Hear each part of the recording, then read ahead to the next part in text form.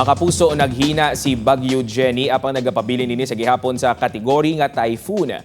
Malain subong ang panahon kag padayon nga nabatag ang tropical cyclone wind signal number 3 sa Itbayat, Batanes. Signal number 2 naman sa nabilin nga parte sang Batanes kag northern portion sang Babuyan Islands. Signal number 1 naman sa nabilin nga parte sang Babuyan Islands, northern portion sang mainland Cagayan, northern portion sang Apayao kag northern portion naman sang Ilocos Norte. Lauban ang babaskog nga ulan nga may upod nga pagmadlos ang hangin sa masunod nga inoras. Nakitaan sang pag-asa ang mata sang bagyo 270 kilometers east-northeast ang Itbayat, Batanes. Dala sini ang hangin nga may kabaskugon nga nagalabot sa 150 kilometers per hour. Buwas sa aga, posible nga maglandfall sa southern Taiwan si Bagyo Jenny. Pag-abot naman sa hapon o kung sa gabi, sagwa na ini sang Philippine Area of Responsibility. Magluwas kay Bagyo Jenny, magatuga o kung nagatuga man sang pag-ulan subong sa pila ka bahin sang pungsod ang ipabaskog sining hangin habagat. Subong ang aga, malain na ang panahon sa Batanes base sa rainfall forecast ng Metro Weather. Lauman ang heavy to intense rain sa inyo makitaan nga nagaduag orange kag pula,